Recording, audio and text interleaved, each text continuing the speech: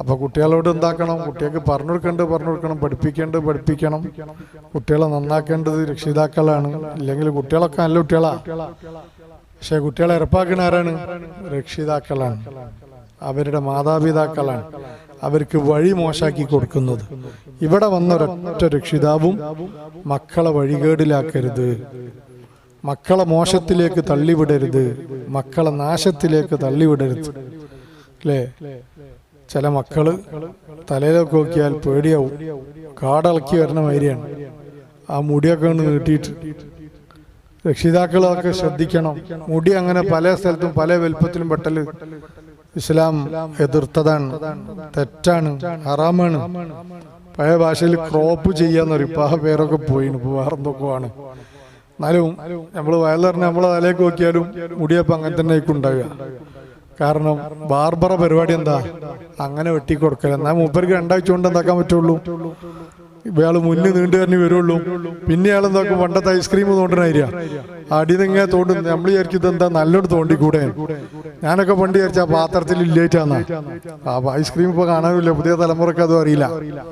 അങ്ങനെ പൊക്ക പാക്കറ്റായിട്ടാണ്. പണ്ടിങ്ങനെ ആ ഒരു കുറ്റിന്ന് ഇങ്ങനെ അല്ലേ തോണ്ടി മൂപ്പർക്ക് ഒരു രോഗം ഉണ്ടല്ലോ. കാരണം ഈ കൈ ഫുള്ള് ഇളക്കി അത് സംഭവം പതപ്പിച്ചെടുക്കണാണ്. കണ്ണ് പൊടിയിടൽ പരിപാടി ഇപ്പോഴത്തെ കുട്ടികളൊന്നും നടക്കൂല. അപ്പോ ഇങ്ങനെ ഓരോ കോലങ്ങൾ മനുഷ്യന്മാര് ഈ മുടി ഇങ്ങനെ നീട്ടിക്കൊണ്ടുവരിക, എന്നിട്ട് നിസ്കരിക്കുന്ന സമയത്ത് അത് സുജൂദിന്റെ സ്ഥാനം മറിയ, കെട്ട് മണക്കും. മുടി തോനെ തലയിലുണ്ടെങ്കിൽ വൃത്തി ഉണ്ടാവില്ല. നമ്മൾ വേർത്ത് വന്നാൽ ആ മുടിയിലെ വേർപ്പണ പറ്റിപ്പോയാൽ അങ്ങനെ പല അസുഖങ്ങളും ഉണ്ടാവും. അതുകൊണ്ട് രക്ഷിതാക്കളാണ് മക്കളെ മുടി വന്നാൽ ശ്രദ്ധിച്ച് വെട്ടിക്കേണ്ടതില്ല. പോയിട്ട് ബാർബറിനോട് പറയണം, പൈസ ഇല്ല, ഒരേപോലെ വെട്ടണം, എന്നാലും തരുള്ളൂ അറിയാം, ഇല്ലെങ്കിൽ തരൂല. ചെറിയ പൈസ ഇട്ടപ്പോൾ 100 റുപ്യ 120 റുപ്യൊക്കെയാണ് ഇപ്പോൾ വാങ്ങണേ. അല്ല ഇവിടുത്തെ ഇവിടെ തിരുവമ്പാടി അങ്ങനെ തന്നെ അല്ലേ? ഇതിൽ ആരോ ബാർബർമാരുണ്ട്, നിങ്ങളെ ചീത്ത അറിയല്ലോ കേട്ടോ. ഇവിടെ വന്ന ബാർബർ പണിയെടുക്കുന്നവരോട് പറയാണ്, നിങ്ങൾ എന്താക്കരുത്, വന്നവരോട് ആരോടും അങ്ങനെ മുടി വെട്ടിക്കൊടുക്കും, നിങ്ങൾ നല്ല മാന്യമായ തന്നെ വെട്ടിക്കൊടുക്കണം. പിന്നെ ചില ആൾക്കാർ പറയും, അത് ഓല ഇഷ്ടത്തിന് നിങ്ങൾ വെട്ടിക്കോളൂ, ചിലപ്പോൾ ഞാൻ ഇടപെടില്ല. ഏതായാലും മുടി പല ലെവലിലും വെട്ടല് ഹറാമാണ്. അങ്ങനെ നമ്മൾ പൈസ ഉണ്ടാക്കിയാലോ ആ പൈസ അതും പ്രശ്നമാണ്. അപ്പൊ ഒക്കെ ശ്രദ്ധിക്കണം എന്ന് ഓർമ്മപ്പെടുത്തുകയാണ്. അപ്പൊ രക്ഷിതാക്കളാണ് ശ്രദ്ധിക്കേണ്ടത്. നമ്മളെ തലയിൽ പറഞ്ഞാൽ നമ്മളിപ്പോൾ ഇതൊന്ന് വേറെ മൊബൈൽ മേലൊക്കെ കളിച്ച് മുടി വെട്ടുമ്പോൾ വെട്ടിക്കഴിഞ്ഞാൽ കഴിഞ്ഞ തിരിച്ചു പോരും ചെയ്യും. പിന്നെ വന്നു നോക്കുമ്പോഴാണ് മുന്നിൽ കുറെ ബാക്കിൽ ഇത്. അപ്പൊ സാധാരണ എല്ലാവരുടെയും മുടിയുടെ സ്റ്റൈൽ ഇപ്പം അതാണ്. പഴയ കാലത്ത് അങ്ങനെ ആയിരുന്നു. പഴയ കാലത്ത് പറഞ്ഞ് കോലം മാറ്റണം. ഇന്നങ്ങനെയല്ല, അന്ന് ലെവലാക്കണമെങ്കിൽ പറഞ്ഞ് ലെവലാക്കണം. അതുകൊണ്ട് മക്കളെ കാര്യം നിങ്ങൾ അയച്ചു നോക്കി. ഇവിടെ ഒന്നും ഇപ്പം അങ്ങനെ കുട്ടികളെ കാണില്ല. എല്ലാ കുട്ടികളും മുടി ചെറുതാന്നാ തോന്നുന്നത്. ഞാരെങ്കിലും അങ്ങനെ മുടി വളഞ്ഞുണ്ടെങ്കിൽ മുടി നന്നാക്കി വെട്ടണം. നിങ്ങൾ ആലോചിച്ച് നോക്കിയാട്ടെ, മാന്യമായൊരു കുട്ടിയോട് നമുക്ക് എങ്ങനെയും സംസാരിക്കാം. മാന്യതയുള്ള കുട്ടിയോട് ആരും നല്ലത് പറയും, അല്ലേ? കണ്ടാ മുഖത്ത് നോക്കിയാൽ നല്ലൊരു ഇമ്പം തോന്നുന്നത്, അഥവാ അനുസരണം ഉണ്ട് എന്ന് തോന്നുന്ന ഒരു കുട്ടിയോട് എല്ലാവരും പറഞ്ഞു കൊടുക്കും. അതുകൊണ്ടാണല്ലോ മുത്താലിമീങ്ങൾ ഇങ്ങനെ എന്തെങ്കിലും അപാകത എന്നാൽ വേക്കുന്ന ഇങ്ങനെ മനുഷ്യന്മാർ ചൊറിയണത്. വേക്കുന്ന ആൾക്കാർ പറഞ്ഞ എല്ലാങ്ങളോട് ഉറപ്പുകൊണ്ടൊന്നുമല്ല, ഇവരോട് പറഞ്ഞ കാര്യം ഉണ്ടാവുമെന്ന് മനസ്സിലാക്കിയിട്ടാണ്. അതുപോലെ തന്നെ നമ്മളെ കുട്ടികളൊക്കെ മാന്യമായ ശൈലിയിലാണെങ്കിൽ എല്ലാവരും ഉപദേശിക്കും. ഇപ്പം നമ്മളും അങ്ങനെ തന്നെ. എവിടെ നല്ലൊരു കുട്ടീനെ കണ്ടാൽ ആ കുട്ടിക്ക് നല്ലൊരു ഉപദേശമൊക്കെ കൊടുക്കും. മോനെ അങ്ങനെ ആവണം, അങ്ങനെ ആവണം. മുടിയൊക്കെ നീട്ടിയിട്ട് ആകെ കണ്ടാമൃഗം സ്റ്റൈലിലാണ് വരുന്നതെങ്കിൽ എന്താക്കാനാവൂല. അടച്ചോനെ, കുട്ടീനെ മുമ്പ് നമ്മൾ രക്ഷപ്പെട്ടിട്ടാൽ മതി. വണ്ടി ഒന്ന് രണ്ടിന് ബെല്ലടിച്ചിട്ടാ വേമ്പ് പോവേനി പറഞ്ഞ കോലത്തില്. കാരണം പറഞ്ഞിട്ട് കാര്യമില്ല. നിങ്ങൾ ആലോചിച്ച് നോക്കിയിട്ടൊക്കെ സ്വാഭാവിക സംഭവങ്ങളാണ്. ശരിയല്ലത്? നല്ലൊരു മനുഷ്യനെ കണ്ടാൽ നമ്മൾ കൈ പിടിക്കും. അത് പുടുത്തം പുട്ടൊരു ജാതിയാന്ന് തോന്നിയാൽ നമ്മൾ അടുക്കൂല. നമ്മളെ കുട്ടി ഒരു നല്ല ഭാഷയിലും വേഷത്തിലും സ്വഭാവത്തിലും നമ്മളെ കുട്ടികളാവണം. ചെറിയ കുട്ടിയൊക്കൊന്നും അറിയില്ല എന്താന്നുള്ളത്. രക്ഷിതാവ് പറയണം, മുടി ഇങ്ങനെ നീട്ടണം, ഇവിടം വരെ എത്തണം, മുന്നിൽ അങ്ങനെ ആക്കണം, അങ്ങനെ ആക്കണം. എന്നിട്ട് കുട്ടികൾ എരപ്പായി മാറുന്നു. അവസാനം ഈ രൂപത്തിലൊക്കെ സ്വഭാവം വളഞ്ഞ് നമ്മളെ മേത്തേക്ക് തിരിച്ചു കൊത്തും. ഇന്ന് നമ്മളെ സമൂഹത്തിൽ നമ്മൾ എല്ലാം അനുഭവിച്ചുകൊണ്ടിരിക്കുകയാണ്. വളഞ്ഞ വക്രബുദ്ധി പഠിപ്പിച്ചവർ മുഴുവൻ അനുഭവിക്കുകയാണ്. ആരൊക്കെ വളഞ്ഞ വഴി സ്വീകരിച്ചു അവരൊക്കെ അനുഭവിക്കും. അത് കുടുംബമാണെങ്കിലും ശരി, മഹല്ലാണെങ്കിലും ശരി, സംഘടനയാണെങ്കിലും ശരി, രാഷ്ട്രീയമാണെങ്കിലും ശരി, സാമൂഹികമാണെങ്കിലും ശരി, സാംസ്കാരികമാണെങ്കിലും ശരി, ആരൊക്കെ വളഞ്ഞ വഴി സ്വീകരിക്കുമോ അതൊക്കെ അവരുടെ മേത്തേക്ക് തിരിച്ചടിക്കും. ബാപ്പ മക്കൾക്ക് എന്തെങ്കിലും മോശമായി പഠിപ്പിച്ചിട്ടുണ്ടെങ്കിൽ ബാപ്പയിലേക്ക് തിരിച്ചു വരും കാലത്ത്. ഉമ്മ മക്കൾക്കൊരു കാലത്ത് മോശമായ വഴികൾ പഠിപ്പിച്ചു കൊടുത്തിട്ടുണ്ടെങ്കിൽ ആ ഉമ്മയിലേക്ക് അത് തിരിച്ചടിക്കും. അതുകൊണ്ടാ പറഞ്ഞത് കരുണയുള്ള ഹൃദയമായി നമ്മൾ മാറണം. റിഫായി ഷേഖ് തങ്ങളെ പഠിക്കണം. ഉമ്മയോട് മക്കൾ ദയ കാണിക്കണം, ബാപ്പയോട് കരുണ കാണിക്കണം, ബഹുമാനിക്കണം, ആദരിക്കണം. അതില്ലെങ്കിലോ നമ്മക്ക് ചോരുള്ള സമയത്ത് നമുക്ക് തിരിയൂല. നമ്മളെ മക്കളെ നമ്മൾ എവിടുന്ന് പഠിപ്പിക്കണം?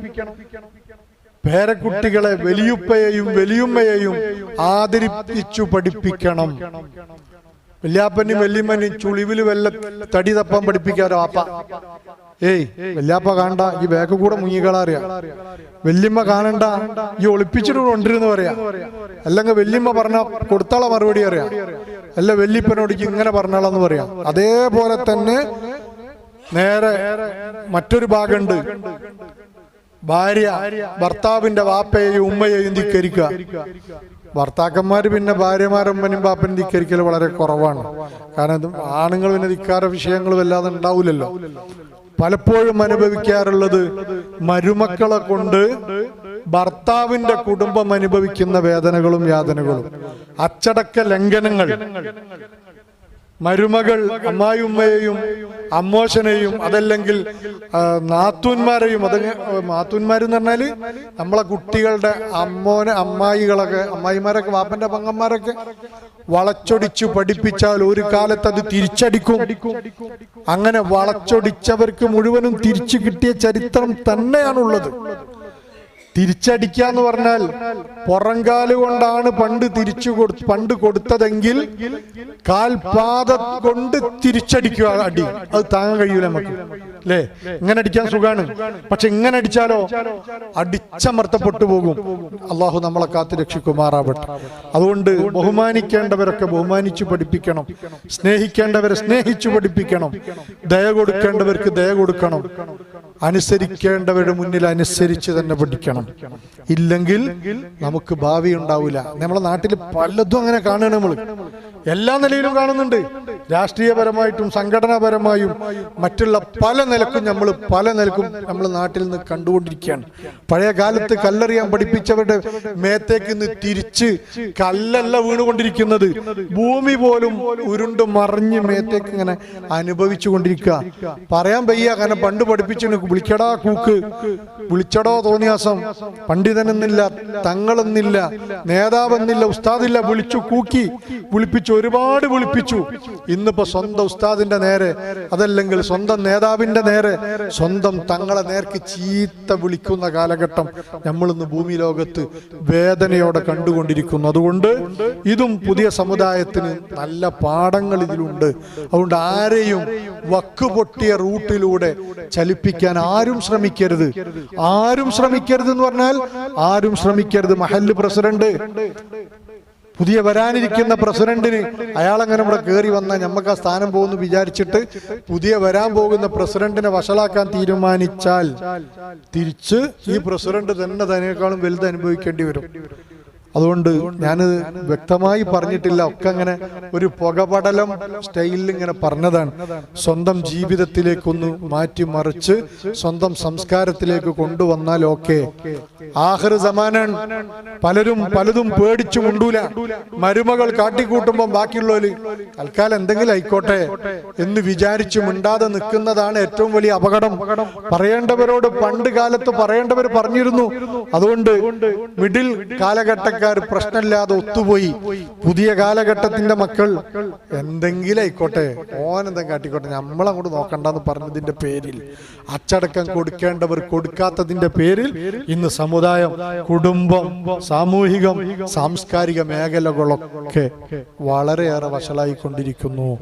അല്ലാഹു റിഫായി ഷെയ്ഖ് തങ്ങളുടെ കാരുണ്യം പഠിച്ച് രക്ഷപ്പെടാൻ അല്ലാഹു തൗഫീഖ് നൽകട്ടെ. അല്ലാഹു തൗഫീഖ് നൽകട്ടെ. ഇവിടെ വന്ന കുട്ടികളൊക്കെ ആരെങ്കിലും അങ്ങനെ മുടി മാറിപ്പോയിട്ടുണ്ടെങ്കിൽ ഇൻഷാ അല്ലാഹ് ഒക്കെ നാളെ തന്നെ, നാളെ വെള്ളിയാഴ്ചയുള്ള സുഖമാണ്, ജുമാന്റെ മുമ്പ് പോയിട്ട് അതൊക്കെ ഒന്ന് ശരിയാക്കണമെന്ന് പ്രത്യേകം ഓർമ്മപ്പെടുത്തുന്നു. അല്ലാഹു മഹാനവറുകളുടെ പൊരുത്തം ഈ സദസ്സിന് നൽകട്ടെ. ഈ മഹല്ലിലെ